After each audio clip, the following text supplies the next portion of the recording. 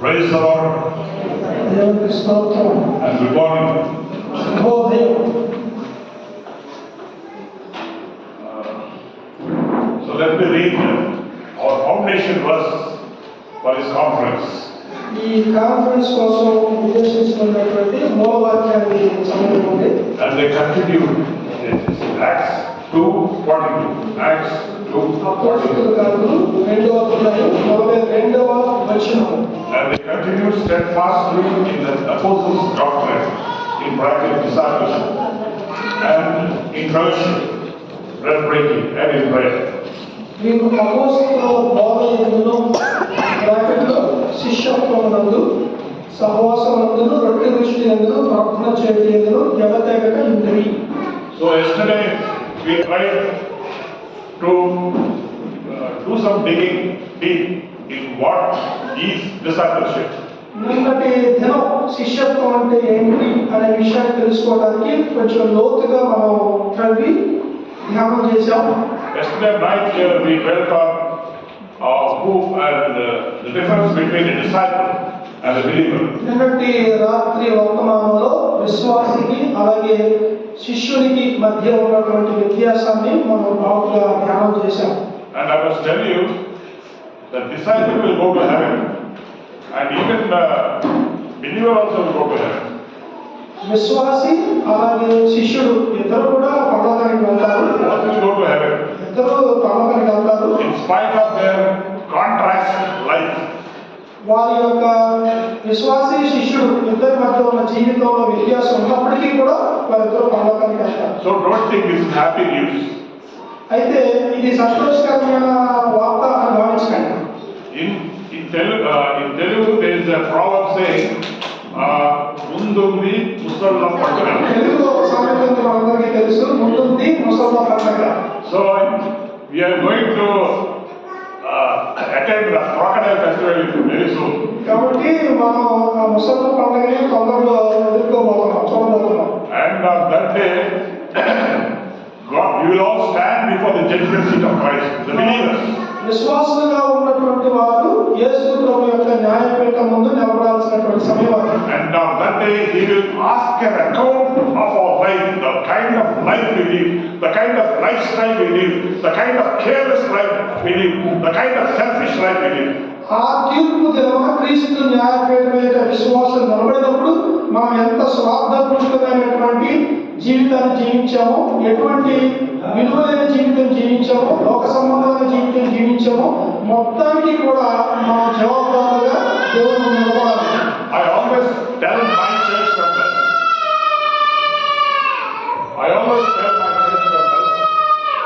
నేను ఎప్పుడు కూడా మా సంఘంలో ఉన్నటువంటి మెంబర్స్కి చెప్తూ ఉంటాను, that if you don't grow up to be a disciple, మీరు కనుక శిష్యులుగా ఎదగకపోతే, if you are just a believer, మీరు కేవలం విశ్వాసంగా ఉండడానికి పరిమితం అయితే you will go to heaven.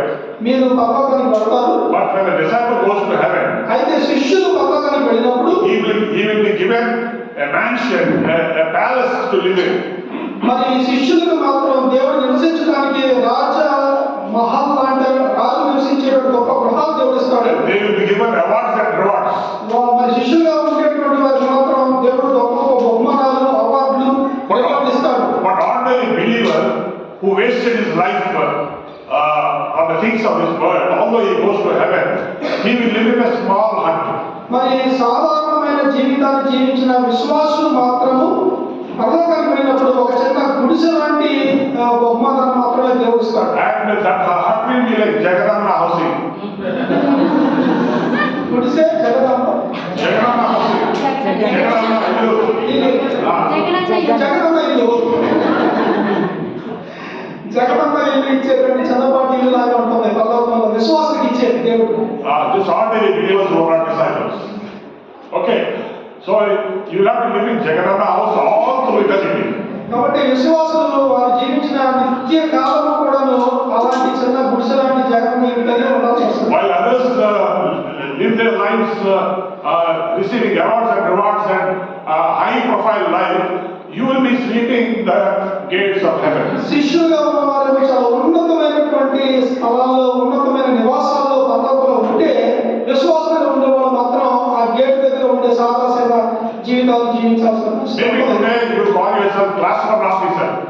మరి ఇక్కడ ఈ రోజున నీవు ఒక మంచి ఉన్నతమైన ఉద్యోగిగా క్లాస్ 1 ఆ కేటగిరీ చెందిన ఆఫీసర్గా ఉండొచ్చు. But if you don't live a surrendered Christian life to God, then even though you are a class 1 officer here, there you will be a sweeper in heaven.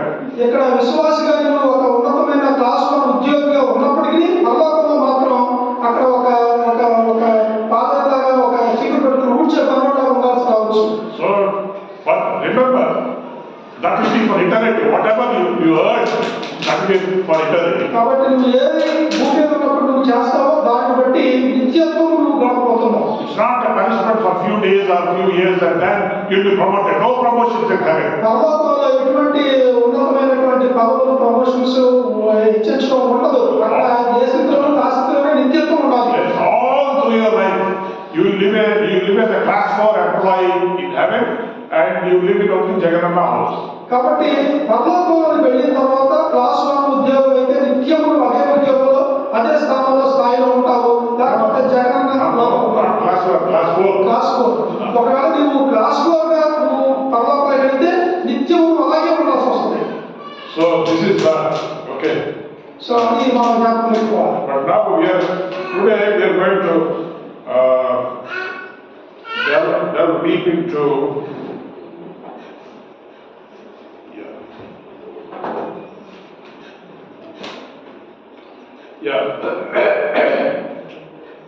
we are going to dwell on fellowship.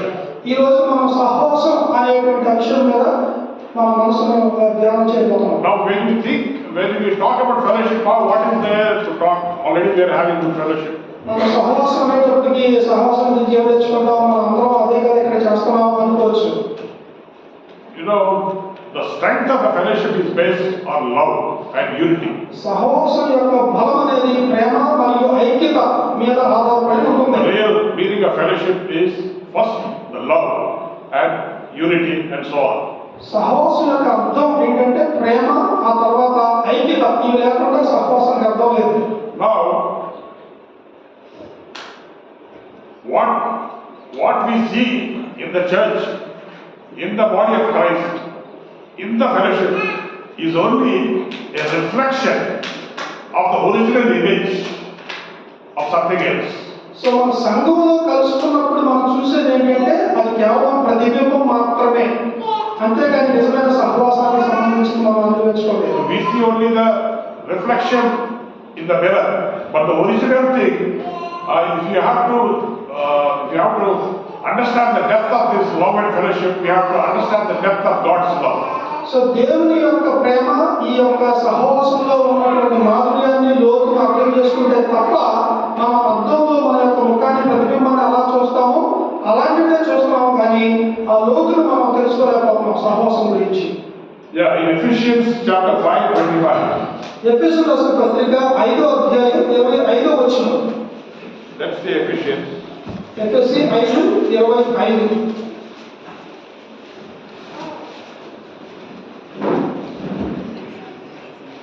It says, husbands, love your wives, even as Christ loved the church and gave himself for it. పురుషులారా మీరు మీ భార్యను ప్రేమించుడి, అటువలే క్రీస్తు కూడా సంఘమును ప్రేమించి ఆయన తన ఎదురు నిలబెట్టుకోవాలి. వాక్యం ఉపదేశించారు, పవిత్రపరచు, పరిశుద్ధపరచు, దాని కొరకు తను తాను అప్పగించుకోండి. So first of all, if you want to know the depths of love and fellowship in the church, then you have to study the depths of God's love for us and our love for Him. సంఘములో ఈ సహవాసం యొక్క ప్రేమ, ఐక్యత యొక్క లోతు మొదటగా మనం తెలుసుకోవాలి అని అంటే ముందు దేవుడి యొక్క ప్రేమ యొక్క లోతు ఏంటో మనం అర్థం చేసుకోవాల్సి ఉంది. It says that Christ loved the church. ఇక్కడ ఏం చెప్పబడిందంటే క్రీస్తు సంఘమును ప్రేమించాడు. Now this is the point. Christ loved the church. So ఇది ముఖ్యమైన విషయం ఏంటంటే క్రీస్తు సంఘాన్ని ప్రేమించాడు. But he did not say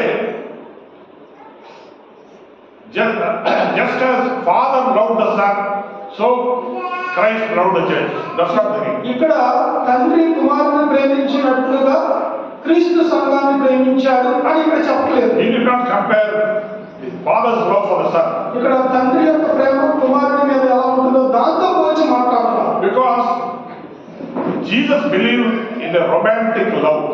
యేసు ప్రభు ఒక వ్యామోహంతో కూడిన ప్రేమ గురించి ఇక్కడ మాట్లాడుతూ ఉన్నాడు. No. Romantic love. There is something special about romantic love. It's not just a vyamoham. Yeah. It's not. Correct బాబు నేను చెప్తాను. రొమాన్స్ అంటే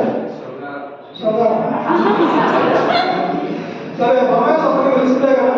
Okay. No, I'll explain. In Telugu I am trying to word romance. See. No. It's It's okay. You understand what it is. Okay. You understand what it is. Divine romance between God and man. Watchmani wrote a book also. భావనాత్మక ప్రేమ. భావనాత్మక ప్రేమ అన్న. See this. Of all the love, there is parental love for children. Yes. మరి తల్లిదండ్రుల ప్రేమ అని చెప్పచ్చు. ఇప్పుడు తల్లిదండ్రులకు పిల్లల మీద ప్రేమ ఉంటుంది. And then children's love for their parents. అలాగే పిల్లలకు తల్లిదండ్రుల మీద ప్రేమ ఉంటుంది. Hey brothers, see, I request you not to get distracted. People will come and go, but don't see them. చూడండి ఇంటర్వ్యూ చూడండి దయచేసి. If you are distracted, you lose a point, and if you lose a point, you will not understand anything. అప్పుడు మీరు అటు ఇటు చూస్తే point miss అవుతారు. Miss అయితే మనకి మీకు అర్థం కాదు. Otherwise, I will have to appoint one class teacher here, right? And she will take care of you. Teacher పెడితే వాళ్ళు పట్టించుకోవడం చూసుకుంటారు. Maybe our Pushpalata will do that. పుష్పవతి గారు ఉన్నారు ఇక్కడ. Okay, so different kinds of love is there. రకరకాల ప్రేమలు ఉన్నాయి. And brothers love for the sister. అలాగే సహోదరుని ప్రేమ సహోదరుని పట్ల So different kinds of love. రకరకాల ప్రేమ. So but Jesus should have compared his love for the church with the love between parents and children. ఇక్కడ యేసు ప్రభు యొక్క ప్రేమ సంఘం పట్ల ఏ విధంగా ఉన్నదంటే తల్లిదండ్రులకు పిల్లల పట్ల ఉండే ప్రేమ. No, he should have compared, but he did not compare. అలా పోల్చొచ్చు కానీ అలా పోల్చలా. He did not go for parental children's love. No. దేవుడు తన యొక్క ప్రేమను సంఘం పట్ల వ్యక్తం చేసినప్పుడు తల్లిదండ్రులకు పిల్లలకు మధ్య ఉన్న ప్రేమతో పోల్చలేదు. Because in romantic love there is intimacy. ఆ రొమాంటిక్ ప్రేమ ఏదైతే ఉందో దాని మధ్య ఒక దగ్గరతనం అనేది ఉంది.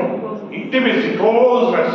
దగ్గరతనం అనేది బాగా దగ్గరతనం ఉంది. This closeness will not be there between parents and children. They don't have that kind of intimate, romantic kind of love. No. ఈ దగ్గర భావసారూప్యత కలిగిన ప్రేమ తల్లిదండ్రులకు పిల్లలకు మధ్య కూడా మనం చూడలేము. That's why he did not compare his love for the church with parental and children's love. కాబట్టి తల్లిదండ్రులకు పిల్లలకు మధ్య ఉండే ప్రేమతో కూడా దేవుడు క్రీస్తుకి సంఘానికి మధ్య ఉన్న ప్రేమతో పోల్చలేదు. Neither did he compare his love for the church with a brother's love for the sister, a sister's love for the brother. మరి సహోదరుల ప్రేమ వాళ్ళ యొక్క సిస్టర్స్ ప్రేమ వాళ్ళ సహోదరుల మీద ఉండే ప్రేమతో పోల్చొచ్చు కానీ అలా కూడా పోల్చలేదు. Neither did he compare his love for the church with the love that exists between two friends.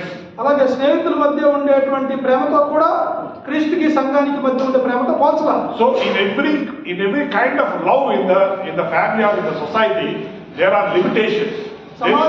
There is no intimate love like the one that exists between husband and wife. So సమాజంలో కానీ సంఘంలో కానీ ఉండేటువంటి ప్రేమ క్రీస్తు ప్రేమకి సంఘానికి ప్రేమకి మధ్యలో ఉండే ప్రేమకి చాలా భిన్నమైంది. వాటితో డేట్తో కూడా పోల్చలేదు. So he only opted for husband and wife love. కాబట్టి దేవుడు భార్య భర్తల మధ్య ఉన్న ప్రేమని తీసుకొని దాంతో పోల్చాడు క్రీస్తుకి సంఘానికి మధ్య ఉన్న ప్రేమ. He did not compare his love for the church with any of the love that exists in heaven, whether it is God's love for the angels love for God, Father's love for the Son, or Son's love for Father, or Father and Son's love for the Holy Spirit love for the others. చూడండి, పరలోకంలో కానీ భూలోకంలో కానీ ఉన్నటువంటి దేవునికి దేవదూతల మధ్య ఉన్న ప్రేమతో పోల్చలేదు. భూలోకంలో ఉన్నటువంటి తల్లిదండ్రులకి పిల్లలకి సహోదరులకు స్నేహితులకి మధ్య ఉన్న ఏ ప్రేమతో కూడా దేవుడు ప్రేమను పోల్చలా. సంఘం పట్ల దేవుడికి ఉన్న ప్రేమతో. So he believed in a kind of romantic love where there will be total intimacy, total openness, total understanding of each other, And there is power in that romantic love. There is an electrical power. It is not Telangana State Electricity Board. But there is electrical power flowing between husband and wife. మాటి మాటికి current పోతుంది కదా, ఇలాంటి Telangana current తోటి పోల్చబడలేదు, కానీ అది చాలా శక్తివంతమైనటువంటి, చాలా దగ్గరగా ఉండేటువంటి ఒక అద్భుతమైనటువంటి ప్రేమతోటి దేవుడు సంఘం పట్ల ఉన్న ప్రేమని పోల్చాడు. So he wants that kind of romantic love from the church. కాబట్టి సంఘం నుంచి కూడా దేవుడు అలాంటి ఒక స్వచ్ఛమైన రొమాంటిక్ ప్రేమని కోరుతూ ఉన్నాడు. So who told you that Jesus or Father God, they are not romantic persons? ఎవరు చెప్పారు తండ్రి అయిన దేవుడు కుమారుడు వాళ్ళ మధ్య అలాంటి రొమాంటిక్ ప్రేమ లేదని? You think only cinema people will have romantic love?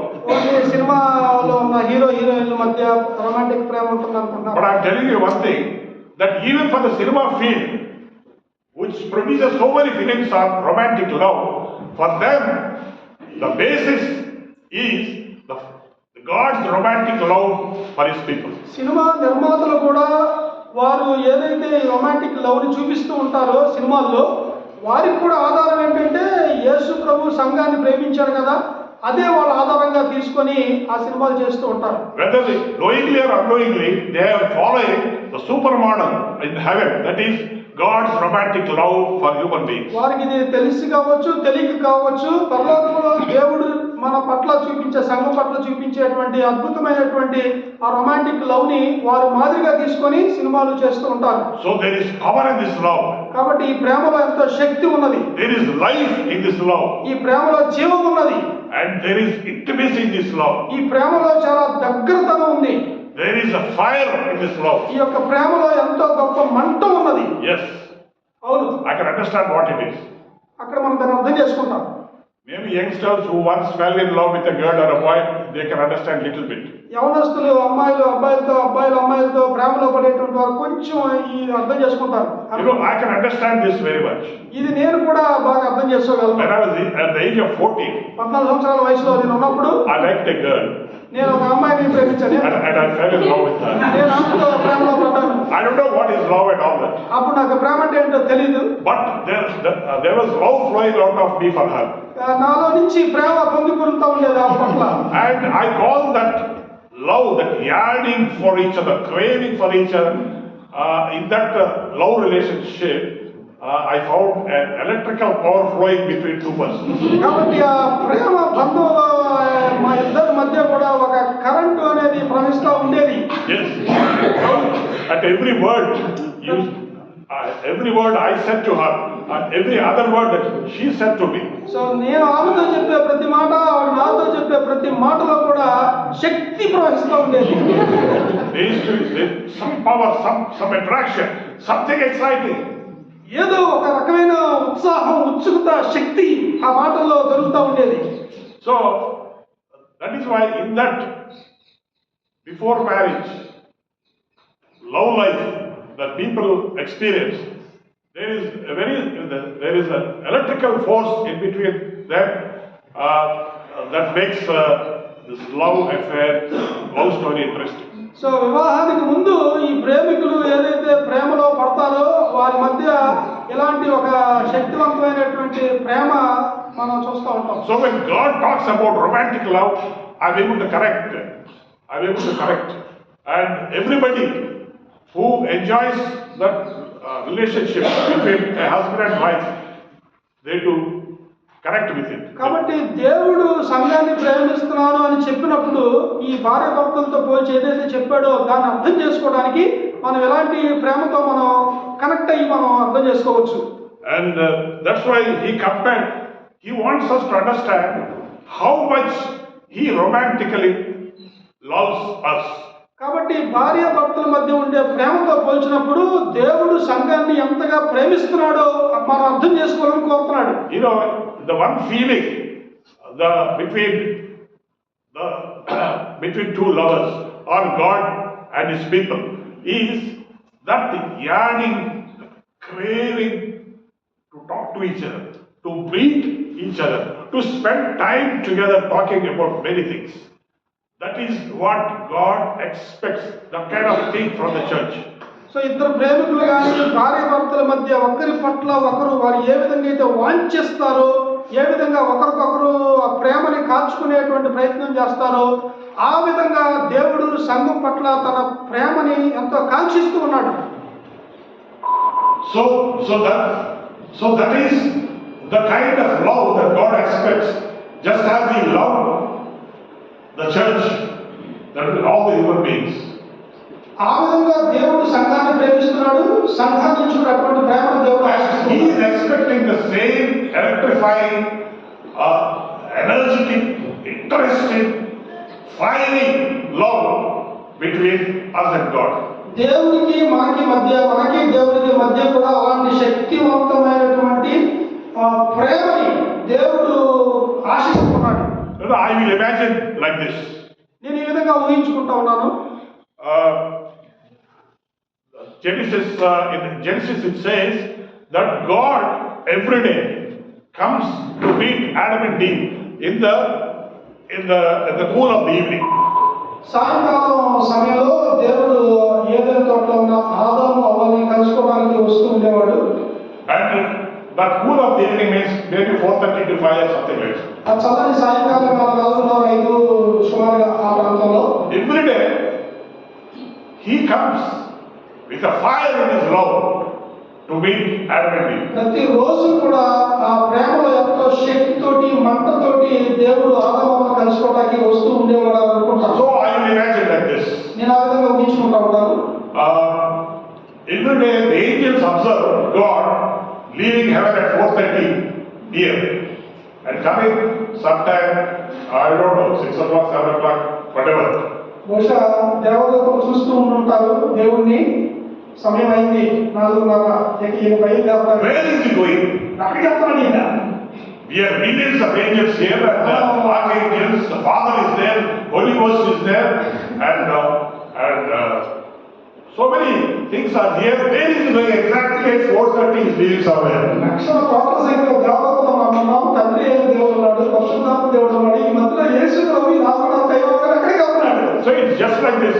If a boy or a girl tends to be meet in the park at 4 p.m. అబ్బాయి సాయంత్రం 4 గంటలకు మన పార్కులో కలుసుకుందాం అనుకున్నప్పుడు ఎట్లాగా వాళ్ళు ఉత్సాహంతో ఉంటారు. With the same park spirit he came down. అదే విధమైనటువంటి ఆత్మతో, ఉత్సుకతతో, శక్తితోటి, ప్రేమతోటి దేవుడు So one day, ఆదాము కలుసుకోవడానికి వచ్చేవాడు. angels when he was going, they stopped him. ఒకసారి యేసు ప్రభు బయలుదేరుతున్నప్పుడు, దేవుడు బయలుదేరుతున్నప్పుడు ఆపారు దేవదూతలు. Lord, just want to know where you are going this very time every day. ప్రభువా, ఈ చక్కని సాయంకాలం సరిగ్గా ఇదే టైంలో మీరు ఎక్కడికి వెళ్తున్నారు అని దేవదూతలు ఒకసారి దేవుడిని అడిగారట. Then he told them, I'm going to someone whom I love so much. అప్పుడు దేవుడు చెప్పాడట దూతలతోటి, నేను ప్రతిరోజు సాయంకాలం వెళ్ళేది నేను ఒకరిని కలవడానికి, ఎవరైతే నేను ఎక్కువగా ప్రేమిస్తున్నానో వారిని కలవడానికి వెళ్తున్నాను. I'm fallen in love affair with human beings. నేను వాళ్ళతో మనుషులుగా ఉన్నటువంటి వాళ్ళతోటి నేను ప్రేమలో పడిపోయాను అని చెప్పాడు. Then the angels asked him, అప్పుడు దేవదూతలు అడిగారన్న ఆయన దేవుడిని, Lord, ప్రభువా, do you say that our love is not sufficient for you? మా ప్రేమ నీకు సరిపోలేదా? We love you so much, no? మేము కూడా నిన్ను బాగా ప్రేమిస్తున్నాం కదా. Everybody loves you so much. దేవదూతల్లో ప్రతి ఒక్కరు కూడా నిన్ను ప్రేమిస్తున్నాం కదా. But is this love not sufficient for you? మా ప్రేమ నీకు సరిపోవట్లేదా? No, not sufficient. సరిపోవట్లేదు. Not sufficient. సరిపోవట్లేదు. I am going to someone whom I love. నేను ఎవరైతే ప్రేమిస్తున్నానో వారికి అనడానికి నేను వెళ్తున్నాను. వారిని ఎక్కువగా నేను ప్రేమిస్తున్నాను. And I don't care whether I am the creator of this universe or whether that he is a human being. అక్కడ ఆయన మనిషి కావచ్చు, నేనేమో సృష్టి మొత్తానికి కూడా నేను అధిపతిని కావచ్చు. I love them. కూడా నేను లెక్క చేయను. I love them because I made them just like me. నేను వారిని ప్రేమిస్తున్నాను, వారి నా పోలికలో నా స్వరూపంలో చేసుకున్నాను కాబట్టి వారిని ప్రేమిస్తున్నాను. So he was going.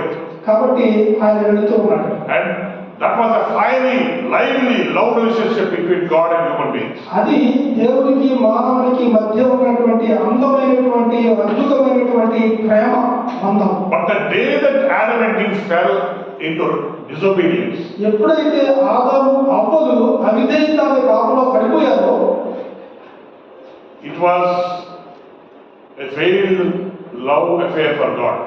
దేవునికి అది లవ్ ఫెయిల్యూర్ అయిపోయింది. Yes, exactly, it is love failure for God. దేవునికి అది ఆ ప్రేమ ఫెయిల్ అయిపోయిన ప్రేమగా కనిపించింది. And he loved them so much with the depths of his heart, his deep love, even the human beings could not understand. దేవుడు తన హృదయ లోతుల్లో నుంచి ఆదాము అవ్వను ప్రేమించాడు. అది మనుషులు కూడా అర్థం చేసుకోలేనంత లోతైన ప్రేమ. Because sometimes the women love their husband so much. కొన్నిసార్లు స్త్రీ తన భర్తను ఎంతగానో ప్రేమిస్తుంది. With all their emotions they love. వారి యొక్క భావోద్వేగాలన్నిటితో ప్రేమిస్తుంది. Sometimes the husbands don't understand the depths of their craving for them, because for a woman, she sees husband as everything.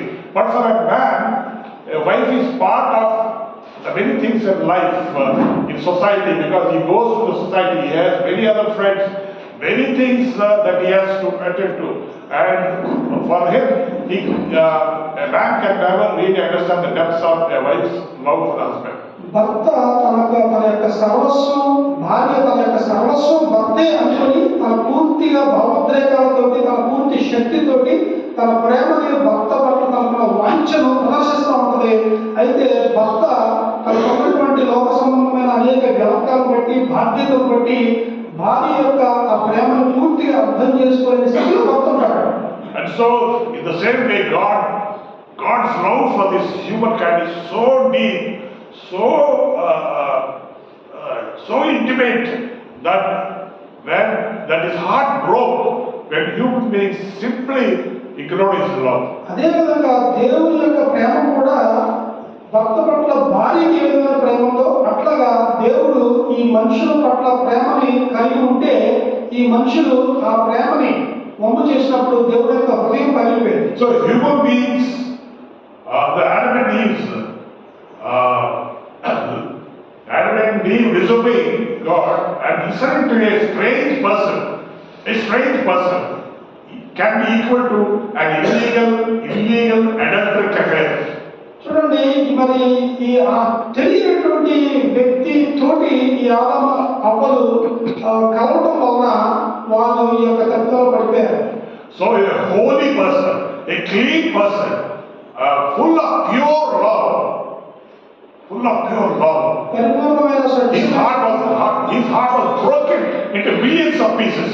కాబట్టి పరిపూర్ణమైన పరిశుద్ధమైన ప్రేమతో ప్రేమించిన దేవుని యొక్క హృదయము లక్షల కోట్ల ముక్కలైపోయింది అన్నమాట ఆదాము Millions of pieces. అవిధేయతను బట్టి. Then for some years God became silent. కొన్ని సంవత్సరాలు దేవుడు నిశ్శబ్దమైపోయాడు. Love was flowing out of his heart, but there is no one to receive. Love was flowing out of his heart, but there was no one to receive. దేవుని యొక్క ప్రేమ మాత్రం పొంగి ప్రవహిస్తూనే ఉంది, కానీ దాన్ని పొందుకునే వారు తీసుకునే వారు మాత్రం లేరు. So God became silent, lonely, nobody to talk to, because his love affair with human beings failed. ఎందుకంటే దేవుడు నిశ్శబ్దం వహించాడు. కారణం ఆయన ప్రేమని పొందుకునేటువంటి మనుషులు ఎవరు కూడా లేకపోయారు. So after some time, కాబట్టి కొంతకాలం తర్వాత he had an idea. ఒక ఆలోచన దేవుడికి వచ్చింది. That idea made him happy once again. అది That idea made him happy once again. So ఆ ఆలోచన ఏదైతే మరి దేవుడికి సంతోషం తీసుకొచ్చింది. Okay, Adam and Eve failed. సరే, ఆదాము అవ్వలు తప్పిపోయారు. Now I have another plan. నాకు ఇంకొక ఆలోచన ఉంది. I will select a person, choose him as my people, and they, as a nation, will be my ambassadors of love, and they will love me, and I will love them, and I through them will spread this love throughout the nations of the world. కాబట్టి దేవుడికి వచ్చిన ఆలోచన ఏంటంటే ఆదాము ప్రేమలో విఫలమయ్యారు కాబట్టి ఒక వ్యక్తిని ఎంచుకుంటాను. ఆ వ్యక్తిని నేను ఒక జనాంగంగా, దేశంగా చేస్తాను. వారి ద్వారా నా ప్రేమను ప్రదర్శిస్తాను, వారు ఆ ప్రేమను ప్రపంచం అంతా వ్యాప్తి చెందిస్తారు అని దేవునికి ఒక ఆలోచన వచ్చింది. And when the very idea once again kindled that fiery love and electrical power once again started flowing in him.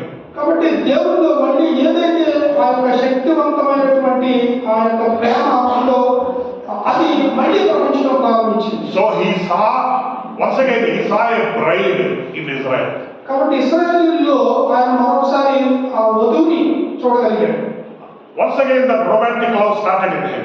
మళ్ళీ ఆయనలో ఆ యొక్క రొమాంటిక్ ప్రేమ ప్రారంభమైంది. Which is the famous saree, the pattu cheera you call it in Telangana. మరి పట్టు చీర అనేది బాగా ఫేమస్ కాబట్టి Telangana, where it is, where they produce. తెలంగాణలో ఎక్కడ పట్టు అది ఒక్కరు చేస్తారు పట్టు చీర? In the states, Pochampally. Pochampalli, okay. Then the very idea of his love for the new bride Israel. కాబట్టి దేవుని యొక్క మరి నూతనమైన ఆలోచన ఏంటంటే ఇశ్రాయేలు నూతనమైన వధువు. Then that triggered a lot of fiery love in him once again for Israel. కాబట్టి ఇశ్రాయేలు పట్ల దేవునికి మరలా ప్రేమ నూతనంగా పుట్టుకొచ్చింది. So Israel is my restored bride. కాబట్టి ఇశ్రాయేలు నేను మళ్ళీ తిరిగి సంపాదించుకున్నాను. What I lost, I found in Israel. కాబట్టి నేను ఏదైతే పోగొట్టుకున్నానో దాన్ని మళ్ళీ ఇశ్రాయేలు రూపంలో నేను పొందుకున్నాను. Then immediately God ordered for a few Pochampalli sarees. కాబట్టి దేవుడు వెంటనే కొన్ని పోచంపల్లి పట్టు చీరని ఆర్డర్ పెట్టాడు. And he with that Pochampalli sarees, he adored his bride Israel. ఇశ్రాయేలు వధువుగా ఉన్న ఇశ్రాయేలుని ఆ పోచంపల్లి పట్టు చీరలతో So అలంకరించాలనుకున్నాడు. Israel is looking so beautiful as a bride in that Pochampalli saree. కాబట్టి ఇశ్రాయేలు ప్రజలు ఒక దేశం ఆ పోచంపల్లి పట్టు చీరలు ధరించి ఎంతో అందంగా కనపడుతున్నారు. And once again, that energy in love, that fire in love, that interest, that intensity, and that electricity, everything restored. కాబట్టి దేవుడిలో ఏదైతే ఆ ప్రేమ ఉందో ఒక బలీయమైన శక్తివంతమైనటువంటి అద్భుతమైన ప్రేమ మళ్ళీ ఇశ్రాయేలు పట్ల మళ్ళీ మొదలైంది. But after some time, కొంతకాలం తర్వాత again his love failed. మళ్ళీ ఆ ప్రేమ విఫలమైపోయింది. Because he dreamt of many things about Israel. కాబట్టి ఇశ్రాయేలు విషయంలో ఆయన చాలా చేశాడు. Now, what was his plan for Israel? ఇశ్రాయేలు కోసం ఆయన చాలా ప్రణాళికలు ఉన్నాయి. His plan was that he will build out a holy nation of Israel out of Abraham. Abraham గర్భంలో నుంచి ఒక పరిశుద్ధమైనటువంటి దేశాన్ని బయటకు తీసుకురావాలి ఇశ్రాయేల్ దేశంగా అనుకున్నాడు. And he chose Israel, and he thought through Israel I will spread my love to the nations of the world. Israel దేశాన్ని ఆయన ఎంపిక చేసుకొని ఇశ్రాయేల్ దేశం ద్వారా దేవుడు తన యొక్క ప్రేమని ప్రపంచంలోని అన్ని దేశాలకు చూపించాలి అని ఆశపడ్డాడు. And the verse says, out of Zion comes the law of the Lord and the word of God from Jerusalem. కాబట్టి సియోను నుంచి యెరూషలేము నుంచి దేవుని యొక్క వాక్యం వస్తుందని దేవుని వాక్యంలో మనం చూస్తాం.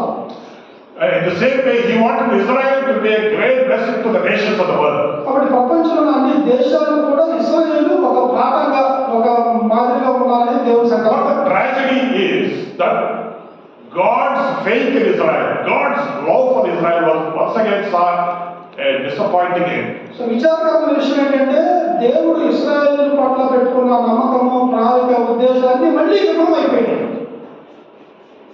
It was like this.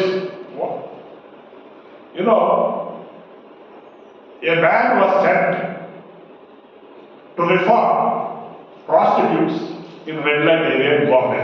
బాంబేలో ఉన్నటువంటి రెడ్ లైట్ ఏరియాలో ఉన్నటువంటి ఆ వ్యభిచార వృత్తిలో ఉన్న వారిని సంస్కరించడానికి ఒక వ్యక్తిని పంపారు. One person to reform all the prostitutes. అక్కడ ఉన్నటువంటి వ్యభిచారంతా సంస్కరించాలి, బాగు చేయాలని ఒక వ్యక్తిని పంపించారు. But the irony and tragedy is the one who was sent to reform prostitutes ended up himself as a prostitute. ఆ పంపించబడిన వ్యక్తి, సంస్కరించవలసిన వ్యక్తి ఆ రెడ్ లైట్ ఏరియాకి వెళ్ళి అతను కూడా వ్యభిచారంలోకి దిగిపోతే అది ఎంత శోచనీయ విచారకరం. The one who is to change the prostitutes, instead of changing them, he became a prostitute. మరి అక్కడ వ్యభిచారాన్ని మార్చడానికి పంపించబడిన వ్యక్తి మార్చకపోగా ఇతనే మారిపోయి వ్యభిచారంగా మారిపోతే ఎంత దారుణం. That's what exactly happened about Israel. ఇశ్రాయేలు విషయంలో కూడా సరిగ్గా అదే జరిగింది. Israel was supposed to change the world, but Israel ended up as a sex worker, prostitute. ఇశ్రాయేలు దేశము ప్రపంచంలో ఉన్నటువంటి అందరినీ కూడా మార్చవలసింది పోయి లోకంలో కలిసిపోయి ఒక వ్యభిచారంగా ఇశ్రాయేలు దేశం మారిపోయింది. See, I am just building up a love story of God so that you understand the depths of God's love. ఇది నేను దేవుని యొక్క ప్రేమని మీరు అర్థం చేసుకోవడం కోసం ఈ విషయాన్ని మీ ముందుకు తీసుకొస్తున్నాను. And so he was once again a disappointed, failed love affair. మళ్ళీ దేవుడికి రెండోసారి ఈ ప్రేమలో విఫలమైపోయిన పరిస్థితి మనం చూస్తున్నాం. So finally, when Adam and Eve failed, then Israel failed. మొదటి ఆదాములు తప్పిపోయారు ప్రేమలో, అలాగే ఇశ్రాయేలీయులు రెండోదిగా వాళ్ళు కూడా తప్పిపోయారు. And now he thought he had never given up. He had never given up on his love. అయితే దేవుడు తాను ప్రేమించే విషయంలో ఆయన ఎప్పుడు కూడా వదిలిపెట్టేలేదు, చేతులెత్తేలేదు. He never had given up. He directly wanted to reform them. అయితే దేవుడు వారిని ప్రత్యక్షంగా సంస్కరించాలని కోరుకున్నాడు తప్ప విడిచిపెట్టలేదు. Now, will anybody in this world be ready to marry a prostitute? ఈ లోకంలో ఎవరైనా సరే ఒక వ్యభిచారంలో ఉన్నటువంటి వ్యక్తిని పెళ్లి చేసుకోవడానికి ఇష్టపడతారా? When God was speaking to me about marriage, Lord, if you ask me to marry a prostitute, I will do. I'll marry her. So దేవుడు అడిగితే వ్యభిచారం పెళ్లి చేసుకుంటామని అడిగితే నేను ఓకే ప్రభు అని చెప్తాను, నేను సత్యమే అంటాను. I told him. నేను చెప్పాను. So, will anybody in this world, whether he is a believer, disciple, man of God, will he marry a prostitute? ఆయన శిష్యులు కావచ్చు, విశ్వాసి కావచ్చు, ఎవరైనా కావచ్చు, ఒక వ్యభిచారాన్ని పెళ్లి చేసుకోమని దేవుడు అడిగితే వారు సరే అంటారా? We are unrighteous people, unclean people, unholy people. But we have set standards that if I marry a virgin, a beautiful girl with good character, background and all that. But God never saw all this background business. మనం అపరిశుద్ధులుగా ఉండి, అనీతిమంతులుగా ఉండి, పనికిమాలిన వాళ్ళగా ఉండి, మనము కొన్ని ప్రమాణాన్ని set చేసుకొని, ఇదిగో నాకు ఒక కన్యక పరిశుద్ధమైనటువంటి ఒక మంచి ఉన్నతమైన ప్రమాణాలు కలిగినటువంటి వ్యక్తిని పెళ్లి చేసుకుంటాను అని మనం చెప్తూ ఉంటాం. God has the highest standards of morality and spirituality and holiness. దేవుడు చాలా ఉన్నతమైన ప్రమాణాలు నీతి విషయంలో, పరిశుద్ధత విషయంలో కలిగి ఉన్నాడు. But what did he do? He only loved with that eternal love those unreliable, unfaithful, prostitute type of bride. అలాంటి ఉన్నతమైన ప్రమాణాలు కలిగినటువంటి, పరిశుద్ధత కలిగినటువంటి, నీతి కలిగిన దేవుడు ఏమాత్రం పరిశుద్ధత లేనటువంటి వ్యభిచారులుగా ఉన్నటువంటి మానవ మాత్రుల్ని ఆయన ప్రేమించడానికి ఇష్టపడుతున్నాడు. So that is the love you can understand. When God's love for the lost human race. So he thought, I will not give up on these fallen people, erring people, disobedient, rebellious people, and equal to prostitutes and adulterers. చూడండి, వ్యభిచారులతో సమానంగా ఉన్నటువంటి, పతనమైపోయినటువంటి, పనికి మాలినటువంటి మనుషులను ప్రేమించడానికి దేవుడు పరమ నుంచి భూమికి దిగొచ్చాడు. అది దేవుడి యొక్క దైవికమైనటువంటి ప్రేమగా ఉంది. ఆయన మనుషులను ప్రేమించడం విడిచిపెట్టలేదు. So finally he thought, because I love these people with an eternal love, selfless love, no matter how miserable and their life immorally they are rock bottom. So నిస్వార్థమైన నిత్యమైన ప్రేమతో దేవుడు ఎంత పతనమైపోయినా సరే, వారు ఎంత అట్టడుగు స్థాయికి మనుషులు దిగజారిపోయినా సరే, వారిని ప్రేమించడానికి ఆయన ఇష్టపడుతున్నాడు, విడిచిపెట్టలేదు. That's why he came down himself. కాబట్టి ఆయన పర్వతం నుంచి భూమి మీదకి దిగొచ్చాడు. To reform and to marry. సంస్కరించడానికి మరియు పెళ్లి చేసుకోవడానికి. The fallen bride, the prostitute, turned bride. He turned a prostitute into a bride. ఒక పతనమైపోయిన పడిపోయిన పాపంలో పడిపోయినట్టు ఒక వ్యభిచారిని ఒక వధువుగా మార్చడానికి, పరిశుద్ధంగా మార్చడానికి దేవుడు సంకల్పించాడు. Sometime back I used to see some wall posters. నేను కొంతకాలం క్రితం ఈ గోడ మీద అతికించేటువంటి వాల్ పోస్టర్స్ అంటాం కదా, వాటిని చూసామని. It was about a Hindi film called Slum Dog Millionaire. అది ఒక హిందీ సినిమా వచ్చింది కదా, స్లమ్ డాగ్ మిలియనీర్ అనేటువంటి. I don't know what it is. నాకు తెలియదు, I don't know the story of it. ఆ దాంట్లో ఉన్న కథ ఏంటో నాకు తెలియదు కానీ, But just when I read that Slum Dog Millionaire, God spoke to me that all human beings are like slum dogs. నేను ఎప్పుడైతే ఆ పోస్టర్ మీద ఉన్న స్లమ్ డాగ్ మిలియనియర్ అనేటువంటిది చూసాను, ఆ టైటిల్ అది చూసినప్పుడు ప్రపంచంలో మనుషులందరూ కూడా అది అలాంటి కుక్కలుగా నేను భావించాను. So all human beings are like slum dogs, but God made us like millionaires now in Christ. అయితే ఈ లోకంలో మనుషులందరూ కూడా ఆ మురికి వాళ్ళలో ఉండేటువంటి కుక్కలాగా ఉన్నారు. అయితే లక్షాధికారి కోటీశ్వరుడు ధనవంతుడైనటువంటి దేవుడు ఆ మురికి వాళ్ళలో కుక్కలాగా ఉన్న మనల్ని ప్రేమించాడు. But you don't want to clap. కానీ మనం మాత్రం చెప్పడం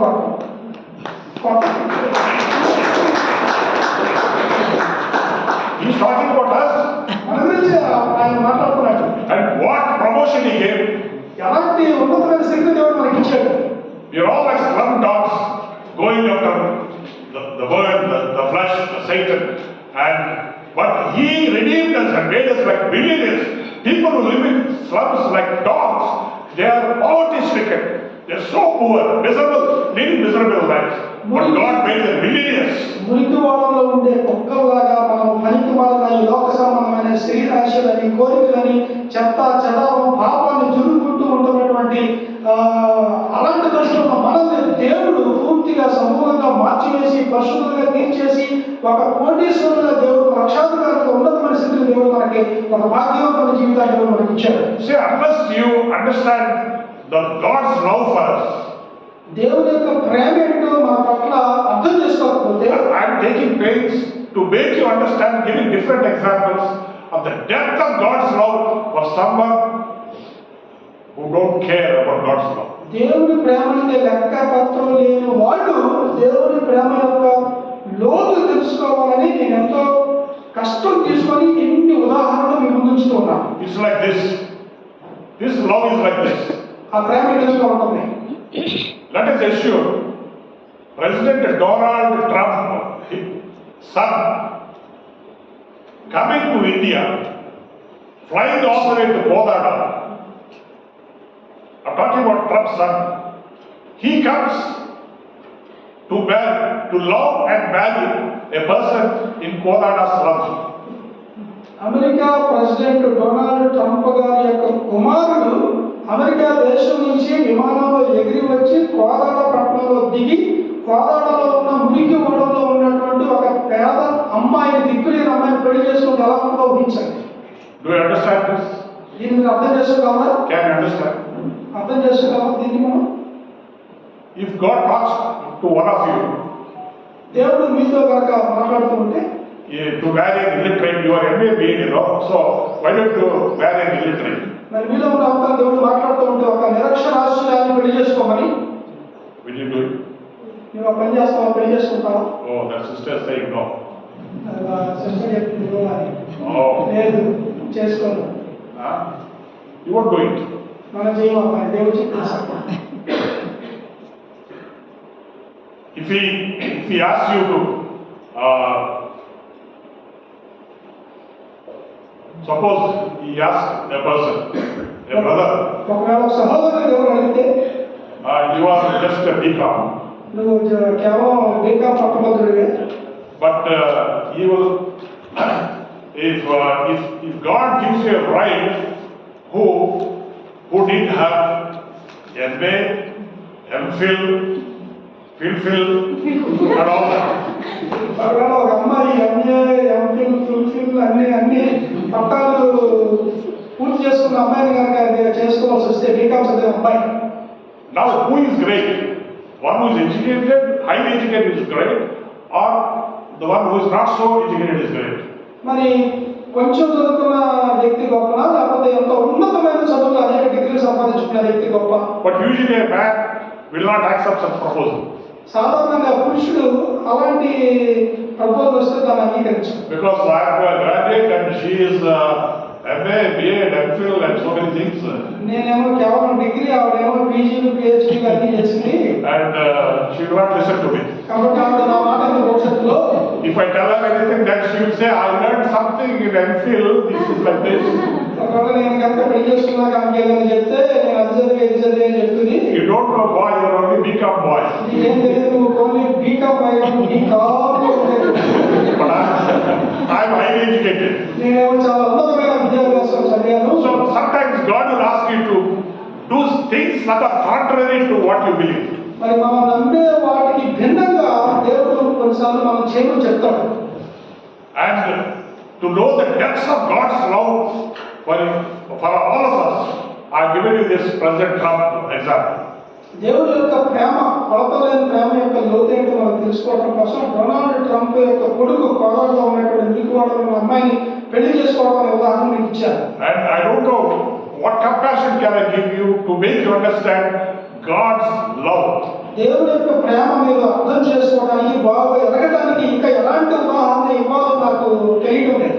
If somebody is so high a person, ఒకవేళ ఎవరైనా వ్యక్తి చాలా ఉన్నతంగా ఉన్నాడు అనుకోండి, no, somebody is so high a person as God, ఒకవేళ ఒక వ్యక్తి దేవుడి కంటే చాలా ఉన్నతంగా ఉంటే, somebody so high a person as God, like God, ఒక దేవుడితో సమానంగా ఎవరైనా ఉన్నతంగా ఉన్నాడు అనుకోండి,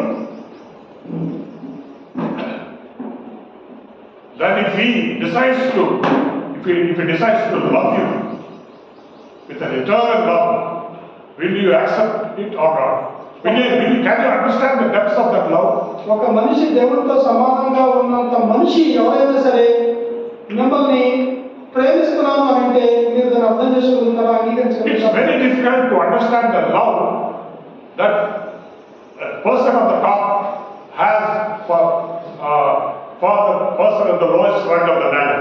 కాబట్టి అట్టడుగుల స్థాయిలో ఉన్న వ్యక్తిని చాలా ఉన్నతమైన స్థానంలో ఉన్న వ్యక్తి మనవడతాడు అని అంటే అది అర్థం చేసుకోవడం చాలా కష్టం. I'm telling you, God loved us so much. దేవుడు మనల్ని చాలా ప్రేమించాడు. He always thinks about us. ఆయన మన గురించి ఎల్లప్పుడూ ఆలోచిస్తూ ఉంటాడు. We have many subjects to think of. మనకేమో చాలా చాలా ఉంటాయి ఆలోచించడానికి. And we think spiritual subjects are for Sunday. మనం ఏంటంటే ఆత్మ సమావేశాలు ఆదివారం మాత్రం ఆలోచిస్తాం. So we think about many things. ఇంకా మిగతా విషయాలు చాలా చాలా ఆలోచిస్తూ ఉంటాం. But God has only one thought about us. దేవుడికి మాత్రం మనిషిలో ఒకే ఒక ఆలోచన. He loves us. ఆయన ఆలోచన ఏంటంటే మనం ప్రేమిస్తున్నాడు. His love is not distracted.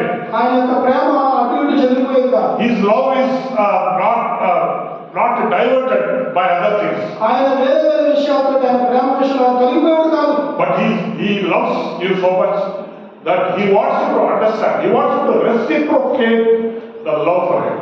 ఆయన ఎంతగా ప్రేమిస్తున్నాడో దాన్ని ఆయన తెలుసుకోవాలని, అర్థం చేసుకోవాలని కోరుకుంటున్నాడు. So the fact that God loves you is one thing, but the question is whether you love God. దేవుడు నిన్ను ప్రేమిస్తున్నాడు అనేది ఒక విషయం అయితే, ఇంకొక విషయం ఏంటంటే నీవు దేవుడిని ప్రేమిస్తున్నావా లేదా అనేది ఇంకొక విషయం. Can that slum girl in Kodada ignore the likes and dislikes of President Trump's son who married her? చూడండి, ఈ కోదాడ మురికివాడలో ఉన్న అమ్మాయి తనని పెళ్లి చేసుకోవడానికి వచ్చిన డొనాల్డ్ ట్రంప్ అమెరికా ప్రెసిడెంట్ గారి అబ్బాయి యొక్క Likes, dislikes, tastes. మన ఆయనకున్న ఇష్టాలు అయిష్టాలు కనుక ఒకవేళ మర్చిపోయి లెక్క చేయకపోతే లెక్క చేస్తే మర్చిపోతుందా? Can she be reckless and careless about it? ఆ భర్త ట్రంప్ గారి కుమార్తె యొక్క ఇష్టాలు లెక్కలేనట్టుగా ఉండొచ్చా? Not understanding the depths of his love. ఆయన యొక్క ప్రేమ లోతేంటో అర్థం చేసుకోకుండా ఉండగలరా? How can we be like that? అది ఎలాగో సాధ్యం? So that's what the church is now today. That's what God is saying. సంఘం కూడా దేవుని యొక్క ప్రేమను అర్థం చేసుకోవడం విఫలమైపోయిందని దేవుడు అదే చెప్తున్నాడు. Christ loved the church. Christ loved our fellowship and gave himself totally for it. క్రీస్తు సంఘమును ప్రేమించి పూర్తిగా తనను తాను ఇచ్చివేసుకున్నాడు సంఘం కోసం. Gave himself for it. ఆయన తనను తానే సంఘం కోసం ఇచ్చేసుకున్నాడు, అంతగా ప్రేమించాడు. So now the prominent question in this camp is, do you love God? Have you ever at any time in point of life decided to understand this love and reciprocate this love to Him? ఈ యొక్క conference లో ఉన్నటువంటి మనము అంతగా ప్రేమించిన దేవుని ప్రేమకి అర్థం చేసుకొని దానికి ప్రతిస్పందనగా మన ప్రేమను వ్యక్తం చేసే వాళ్ళగా మనం ఉంటున్నామా?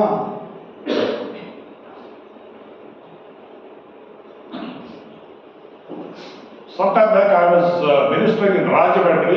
I stayed for 4 to 5 years in Rajahmundry.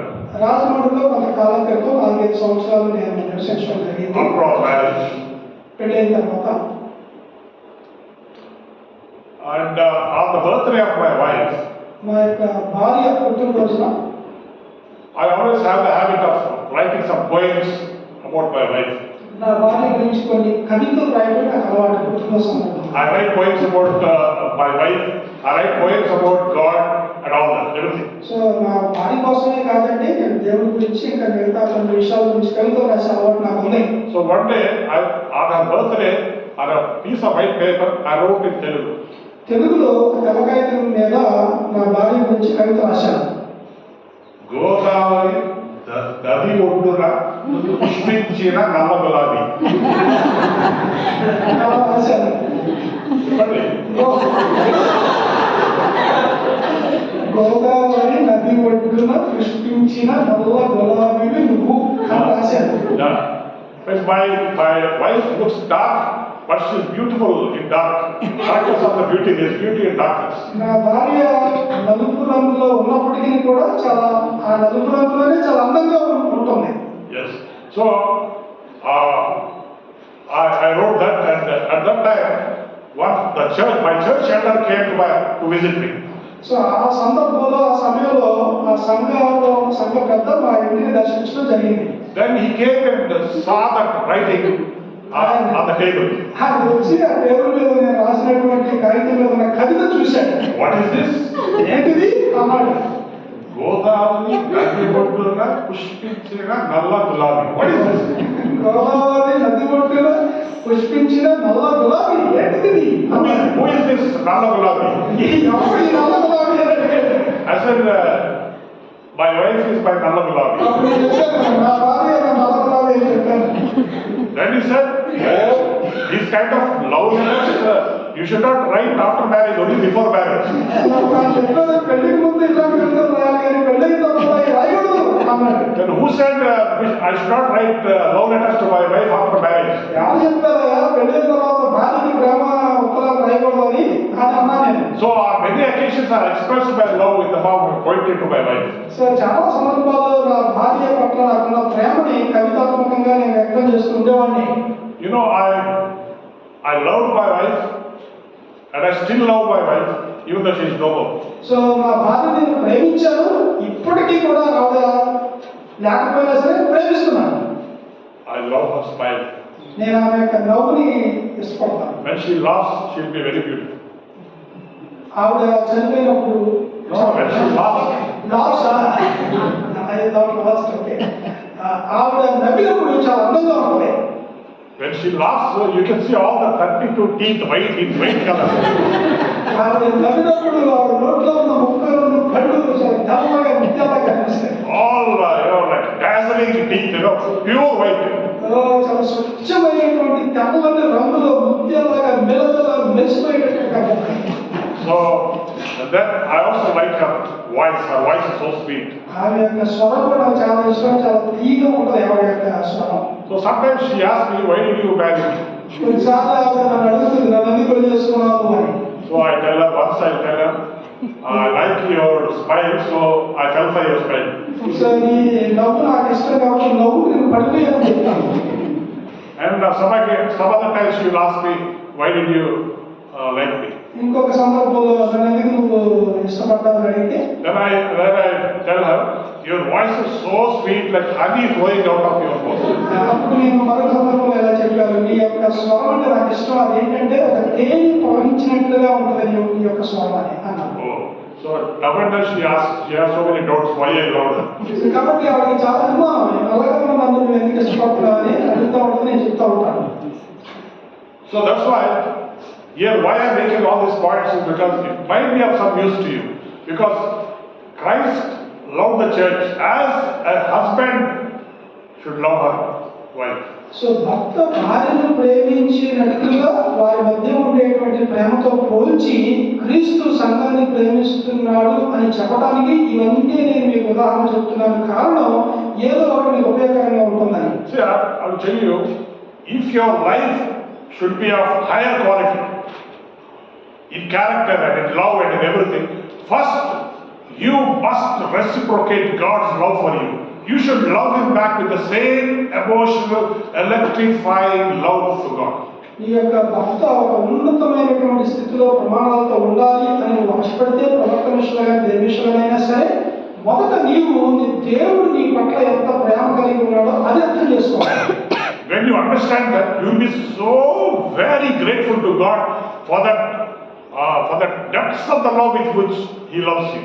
So దేవుడు నీ పట్ల ఎంత లోతైన గాఢమైన ప్రేమ కలిగి ఉన్నాడో అర్థం చేసుకుంటే దాన్ని బట్టి నువ్వు ఆయన పట్ల ఎంతో కృతజ్ఞత కలిగి ఉండగలుగుతావు. See, when God tells you, love the Lord thy God with all your heart, with all your mind, with all your strength, even if you love not your God with all your strength, with all your mind, but still our love for him will be still lagging behind compared to his unconditional love for us. So దేవుడు తన షరతులు లేని ప్రేమను మన పట్ల చూపించాడు.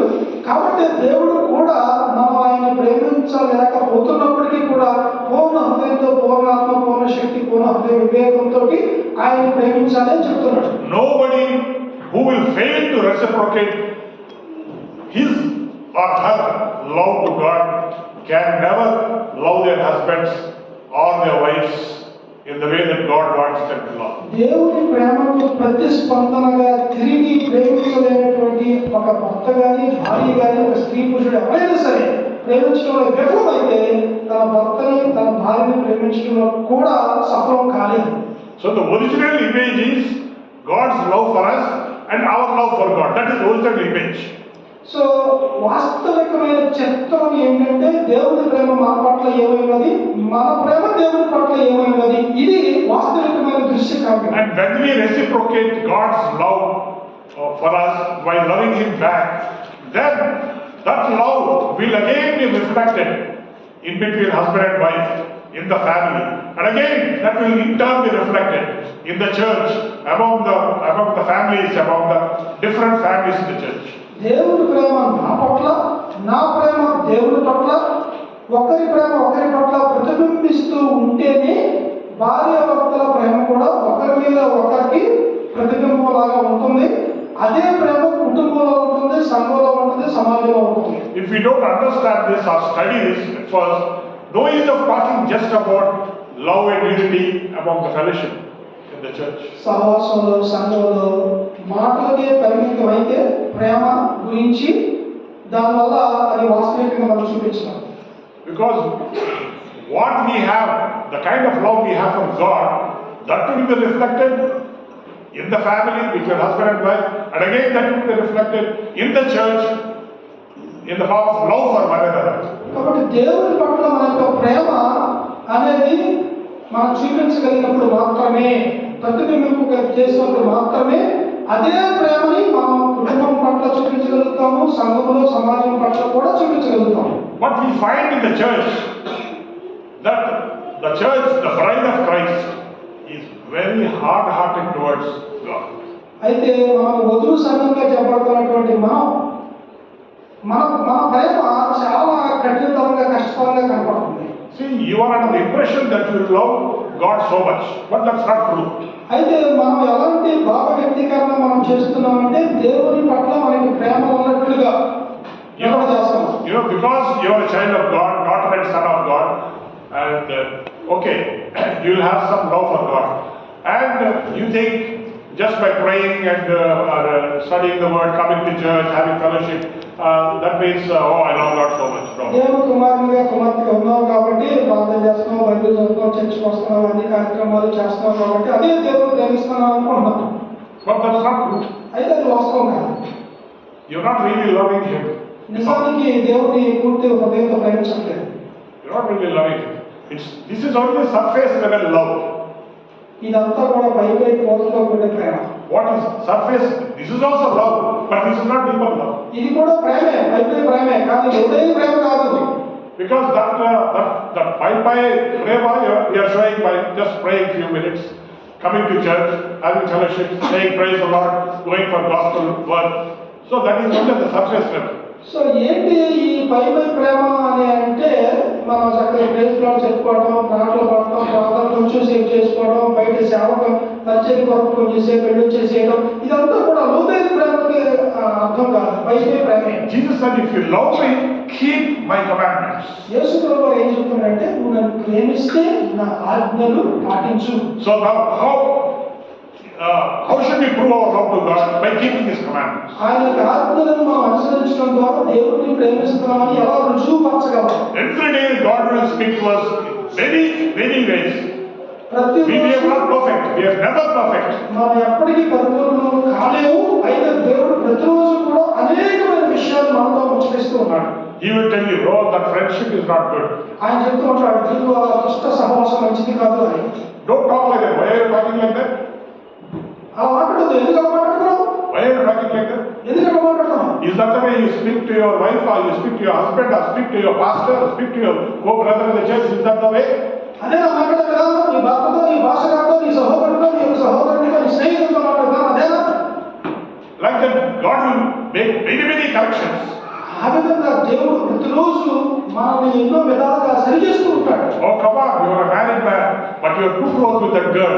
Come on, stop it. నువ్వు చాలా పెళ్ళైన వ్యక్తి కదా, నువ్వు ఎందుకు అమ్మాయితో అంత సన్నిహితం ఉండాల్సిన అవసరం ఏంటి నీకు? ఆపు అంటాడు దేవుడు. Don't be too close with that brother. ఆ సహోదరుడితో నువ్వు అంత దగ్గరగా ఉండాల్సిన అవసరం లేదు అని చెప్తాడు. These things people will not tell you, but God will tell you. ఇది ఏమాత్రం కూడా పట్టించుకో. But these things people will not tell you, but God will tell you. Okay, ప్రజలు ఇట్లాంటి విషయాలు మీతో చెప్పరు, కానీ దేవుడు మాత్రం మీతో చెప్తూ ఉంటాడు. For those who want to love God, reciprocate, and by keeping His commandments, He tells us a host of things. దేవుడు ప్రేమించేటువంటి వారికి ఇలాంటి విషయాలన్నీ కూడా ప్రతిరోజు ఆయన చెప్తూ ఉంటాడు. So why can't you be silent? Why are you arguing like that? ఎందుకు నువ్వు నిశ్శబ్దంగా ఉండొచ్చు కదా? ఎందుకు నువ్వు వాళ్ళతో తర్కిస్తూ ఉంటావు? Why that endless argument? ఎందుకు అట్లా ఎడతెరిపి లేని తర్కం వాళ్ళతో వాదన ఎందుకు నీకు? God tells you. దేవుడు అవన్నీ చెప్తూ ఉంటాడు. Bad behavior. ఈ యొక్క చెడ్డ ప్రవర్తన గురించి మాట్లాడుతూ ఉంటాడు. Why are you so proud? ఎందుకు అంత గర్వంగా ఉంటావు? Why are you talking like a proud fellow? ఎందుకు అట్లా గర్విష్ఠంగా మాట్లాడుతూ ఉంటావు? You think you are great? నువ్వు గొప్ప ఉన్నావా? Where were you when I did not save you? నేను రక్షించక ముందు ఎక్కడున్నావు? Who are you? నువ్వు ఎవరు అసలు? Did you have an address? నీకు అంత చిరునామా ఉందా? No address. నీకేమీ దిక్కుముక్కు లేదు. Today you are great because you are carrying the name of Jesus. నీవు నా పేరును బయట వాళ్ళ దీన్ని నేను గొప్పగా చేశాను. Today people will see you as the light of the world because of me. మరి ప్రపంచంలో ప్రజలు నిన్ను చూస్తున్నారంటే అంత తలెత్తుకునే నన్ను బట్టే కదా. What is there to take pride in the things of this world? కాబట్టి ఈ లోక సంబంధమైన వాటిలో నీకు గర్వం ఏంటి? That's not the way to live. That's not the way to talk. That's not a good attitude towards others. అది సరైన వైఖరి కాదు, ఇతరుల పట్ల సరైన జీవిత విధానం కాదు, ప్రవర్తన కాదు, మాట్లాడే తీరు కాదు అని దేవుడు మాట్లాడుతూ ఉంటాడు. Why are you jealous about that lady in the church? సంఘంలో ఉన్నటువంటి అమ్మాయి అంటే ఎందుకంత అసూయ ఈర్ష్య? Just because you are wearing one sovereign necklace and she is wearing 10 sovereigns of gold necklace? నీకేమో ఒక కాసు బంగారం, 10 కాసుల బంగారం ఉందా? నీకు చూసి నష్టం పడిపోతున్నావు. So why are you so jealous of that sister? ఎందుకు ఆ సహోదరు విషయం నీకు అంత నష్టం? Why are you angry at her? ఆవిడ విషయం నీకు కోపం ఎందుకు? You know, I gave her 10 sovereigns of gold. అవును, నేనే ఇచ్చా 10 కాసుల బంగారం. I gave you 1 sovereign of gold. నీకేమో ఒక కాసు బంగారం. So be content with that. దాంతో సంతృప్తి కలిగి ఉండు. What evil did the sister do to you? ఆవిడ నీకు ఏమైనా చెడ్డ చేసిందా? God talks all this. దేవుడు ఇవన్నీ మాట్లాడతాడు. Many things God will talk if you have ears to hear. వినే చెవులు ఉంటే మనుషులకి దేవుడు బోర్డు విషయాలు ప్రతిరోజు మనతో మాట్లాడతాడు. So many things. చాలా విషయాలు మాట్లాడతాడు. So once you are on the path of correcting yourself, it is a lifetime job. ఒక్కసారి కనుక నీవు వాటన్నిటిని సరి చేసుకోవడం మొదలు పెడితే అది జీవిత కాల పని నీకు. It's a lifetime job. అది జీవిత కాలం కూడా మనం సరి So చేసుకోవాలి. once you are on this track of God, trying to love God and making Him happy, నీవు కనుక నీ యొక్క దారిలోకి వచ్చి దేవుడిని సంతోష పెట్టడానికి ప్రయత్నం చేస్తే కనుక God will flow through you. దేవుడు నీలో నుంచి ప్రవహిస్తాడు. His love will flow through you. ఆయన యొక్క ప్రేమ నీలో నుంచి ప్రవహిస్తూ ఉంటుంది. And once you and God are in good terms, once you and God are in good relationship, good terms, ఎప్పుడైతే దేవుడు నీకు మధ్య ఒక మంచి బంధం ఏర్పడుతుందో అప్పుడు then you will know how to love your husband, how to honor your husband, how to love your wife. అప్పుడు నీకు అర్థమైంది నీ భార్యని ఎలా ప్రేమించాలో గౌరవించాలో నీ భర్తని ఎలా గౌరవించాలనే విషయం అప్పుడు నీకు అర్థం అవడం మొదలవుతుంది. Some men don't know how to talk to their wives. కొంతమంది పురుషులకి భార్యలతో ఎట్లా మాట్లాడాలో చెప్తారు. They will say to their wife, you are simply like my this hair. ఇదిగో పెళ్ళామా నువ్వు ఇదిగో నా వెంట్రుకతో సమానం అన్నట్టుగా చూస్తారు మాట్లాడతారు.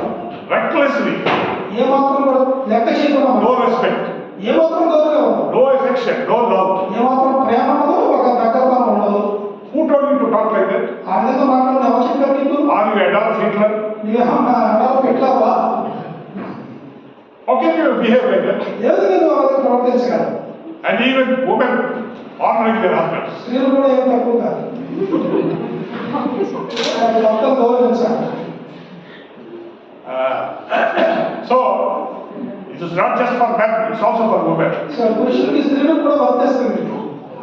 But only, see, this badness, wickedness, percentage is high among men and lesser percentage in women. But nowadays women are also learning, they are graduating. అయితే ఈ ప్రేమించడం గౌరవించడం అనేటువంటి విషయంలో స్త్రీలు పురుషులు పర్సంటేజ్ లో తేడా ఉండొచ్చు. పురుషులు ఎక్కువ పర్సంటేజ్ స్త్రీల విషయంలో తేడాగా ఉండొచ్చు. కానీ ఈ రోజుల్లో స్త్రీలు కూడా పట్టుదల అయిపోతున్నారు. వాళ్ళు కూడా బాగా They are also learning. పురుషులు చూసి వాళ్ళు కూడా నేర్చుకుంటున్నారు. అదౌరవంగా ఉంటారు పురుషుల పట్ల. ఏమిరా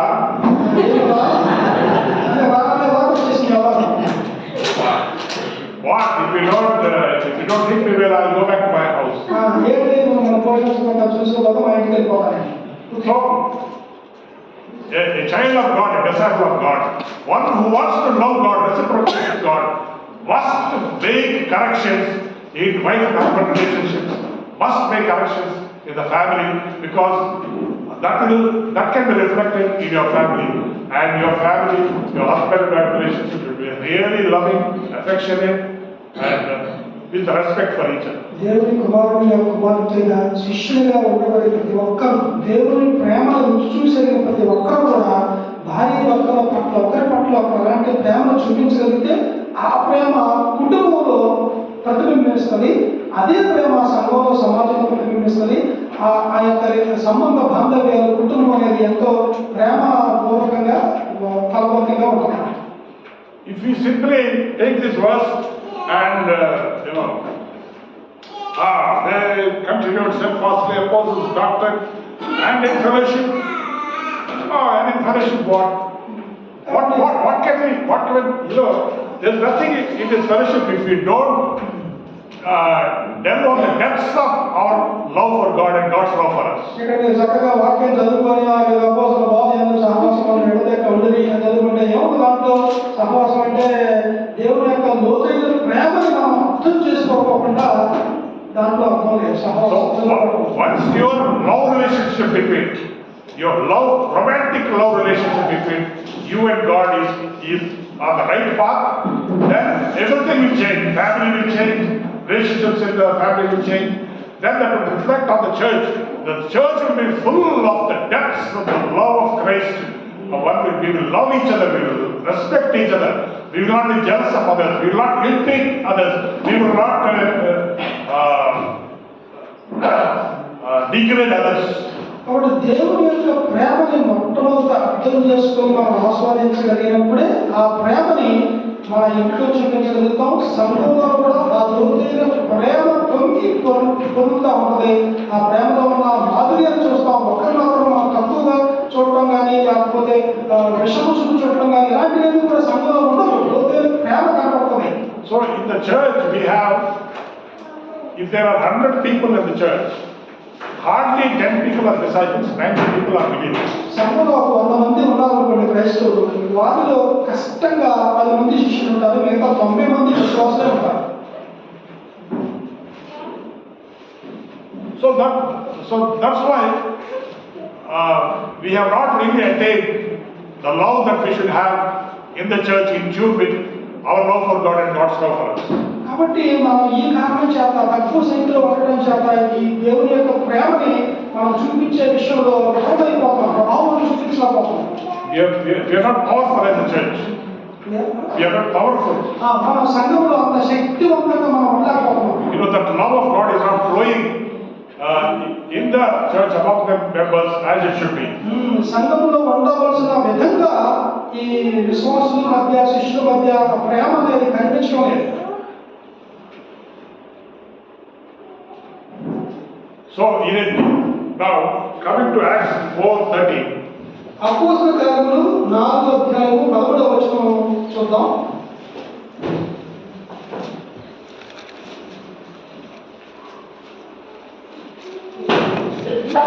Someone did you read? వారు పేతురు